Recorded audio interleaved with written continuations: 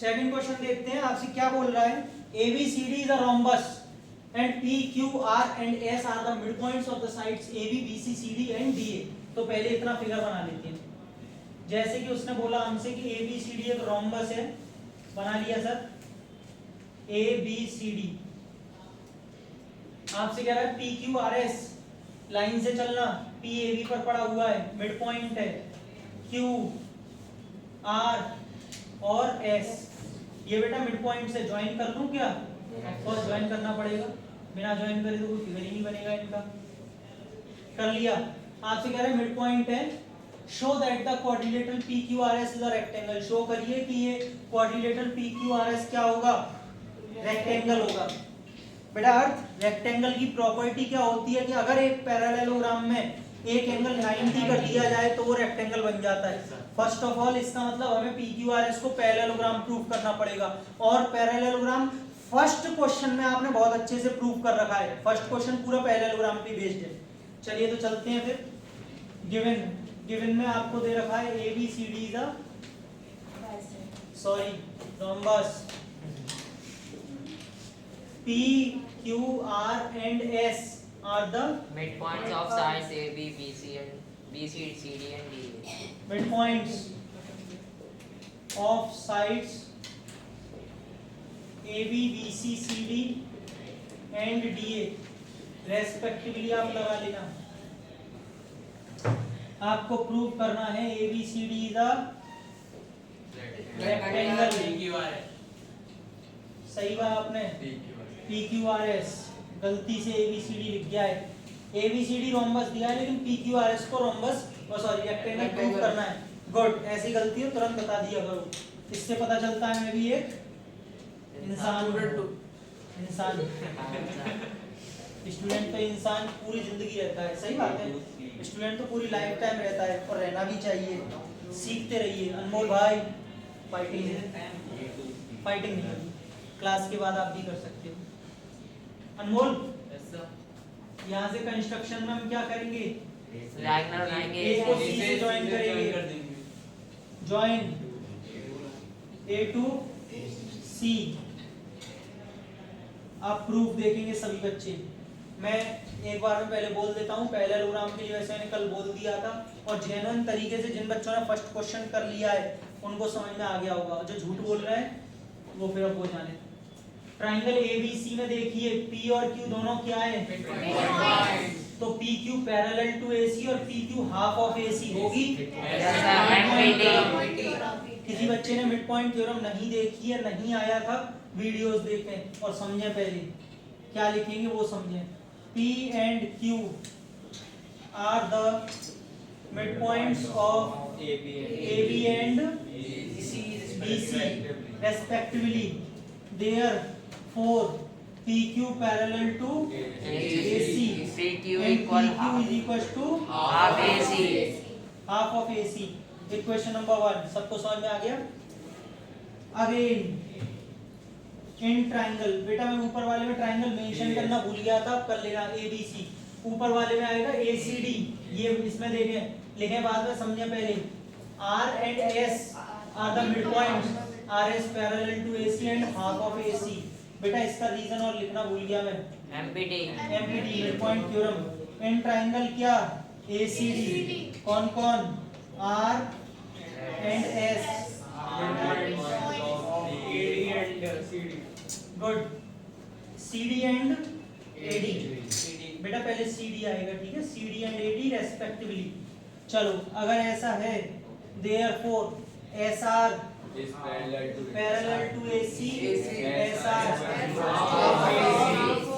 Equation number 2 and both by midpoint theorem। पहले समझ लें बेटा, PQ पैरेलल है AC के, SR पैरेलल है AC के।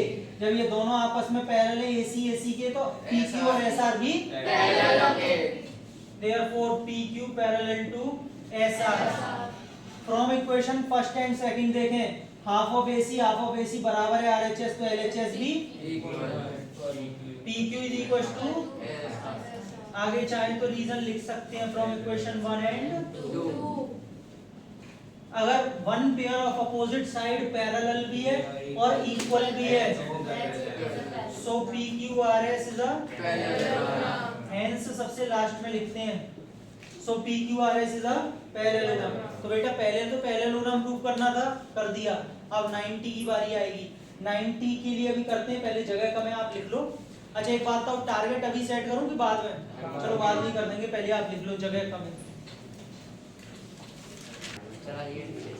हाँ बेटा, तो हमने पी क्यू आर एस को क्या प्रूव कर लिया? पैरेललोग्राम। मयंक देखें जरा इधर, हमें इसमें कोई भी एक एंगल क्या लाना है? 90। बेटा मान लीजिए यहाँ पे है, यहाँ पे मैं 90 लाने की कोशिश करूंगा। ध्यान से समझे, पहले मैं ट्राइंगल ASP और RCQ में ले रहा हूँ। In triangle ASP and triangle RCQ, इसीलिए मैं सारा क्वेश्चन सब रब कर दिया, फालतू में जगह ले रहा था। मैं सब याद है क्या करना है क्या नहीं करना।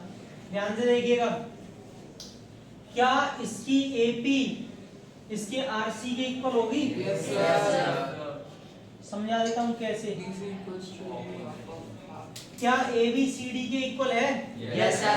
ABCD एक रोम्बस है, रोम्बस की सारी साइड इक्वल होती है, ABCD के इक्वल है। क्या half of AB half of CD के इक्वल होगा? Yes, sir. मैंने हाफ ऑफ AB को AP लिया है और हाफ ऑफ CD को CR लिया है, ये मेरी मर्जी थी। तो यहाँ पे आप लिखेंगे half of AB is equal to half of CD, उल्टा ना बोलें। इधर देखें, क्या AS CQ के इक्वल होगा? Yes, sir. लो डैश लगा देता हूँ, ज्यादा समझ में आएगा। AS CQ के, AS is equal to CQ, half of AD is equal to half of G। एक ही बात है बेटा, CB बोलो या BC बोलो, ठीक है? समझ में आया? तीसरी चीज देखिए, क्या ये जो SP है वो इसके इक्वल होगा RQ के? Yes, sir. SP is equal to, बेटा कहां से आया? पहले ये पैरेललोग्राम नहीं था, तब तक इस चीज को नहीं ले सकते थे, लेकिन अभी अभी थोड़ी देर पहले यही तो प्रूव किया है कि PQRS पैरेललोग्राम है, तो अब इन साइड को इक्वल ले सकते हैं। इसी में खुशी में नींद आ रही है, ऐसा लग रहा है, मुझे लगा ऐसा। खैर देखिए मयंक, साइड साइड साइड से ये वाले दोनों ट्राइंगल्स कैसे हो गए?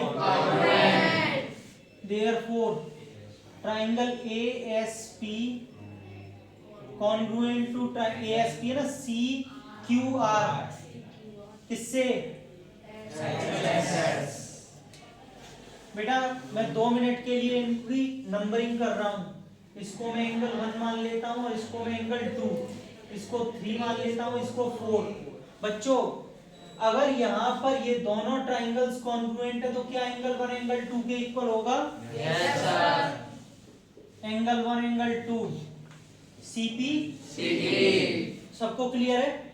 चलो इससे पहले कितनी इक्वेशन बनाई है जरा मुझे देख के बता देंगे? दो बनाई है, तो इसको तीसरी बना लीजिए। आगे देखिए अनमोल, AB BC के इक्वल होगी? Yes sir. क्यों? सर रोमस की साइड है इक्वल होती है। Very good. AB is equals to BC, sides of a rhombus R equal. दोनों साइड अगर मैं हाफ का मल्टीप्लाई कर दूं तो चलेगा? Yes sir. बेटा हाफ ऑफ AB को मैं क्या लिख सकता हूँ? PB और PB, AB। और उसको क्या लिखूंगा? BQ. DQ। सही है, क्यों?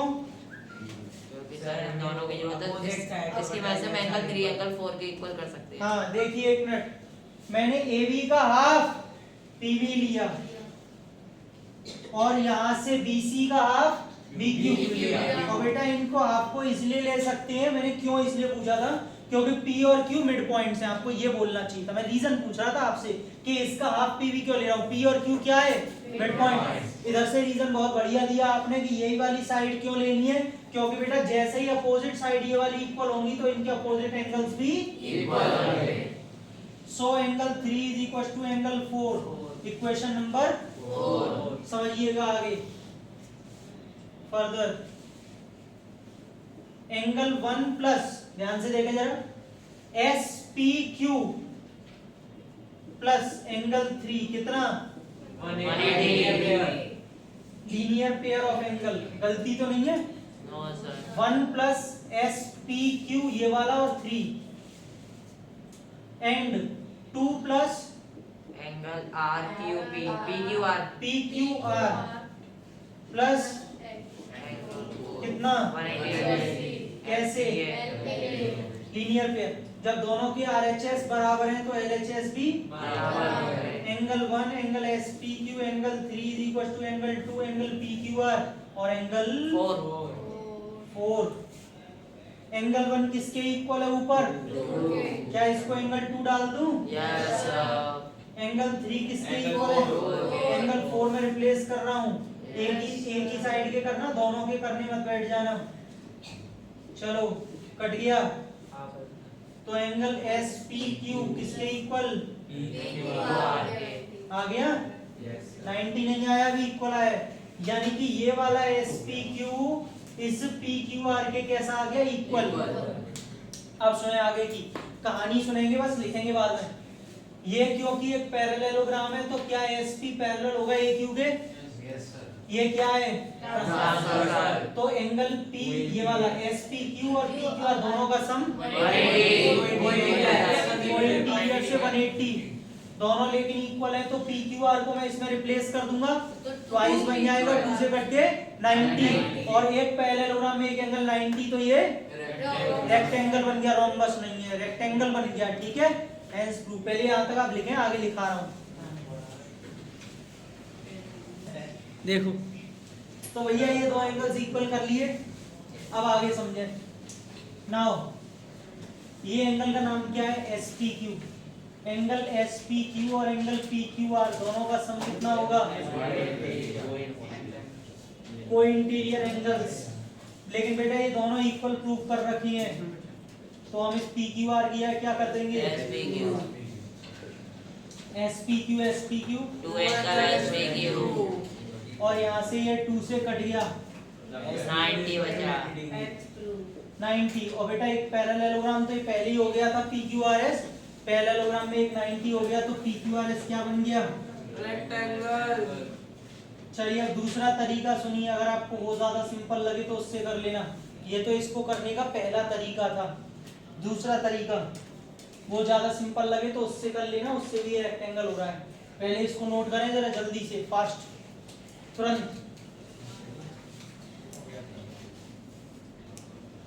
अनमोल दूसरा तरीका देखें इसका, अगर इतना लंबा चौड़ा नहीं करना था तो यहां तक तो आयुष करना ही पड़ेगा, जब PQRS से पैरेललोग्राम किया था वहां तक तो भाई करना पड़ेगा, लेकिन उसके बाद में एक एंगल 90 तो लाए हम यहाँ पर। इसको देखो आसान तरीके से कैसे ला सकते थे, आप P और Q दोनों मिड पॉइंट है, तो PQ को आपने पैरेलल किया था ना AC के, पहले किया था ना, तो इसके हिसाब से एक काम और करना, इसको नेमिंग और कर लो, बस 1 मिनट रुकना। ये बीच में जैसे मान लो यहाँ पे O डाल दो और यहाँ पे M डाल दो और यहाँ पे N डाल दो, समझना, यहाँ पे G कर लो। बेटा अगर ये पूरा PQ इसके पैरेलल था तो क्या ये GQ OM के पैरेलल होगा, यस सर पार्ट है ना। ऐसे ही NR जो है वो इस OM के पैरेलल होगा, या फिर एक काम करो, इतने भी लेंथी पे मत जाओ, सॉरी, ये आपने पैरेललोग्राम कर लिया ना, तो पूरा PQ SR के पैरेलल होगा, यस सर तो सीधे पहुंचो, GQ NR के पैरेलल होगा या नहीं, यस सर GQ सिर्फ GQ ये वाली साइड इसके होगी, पार्ट भी तो पैरेलल हो गए। SP पूरा इसके पैरेलल है, तो यहां से ये जो NO है, नो, वो RM के पैरेलल होगा, पार्ट है।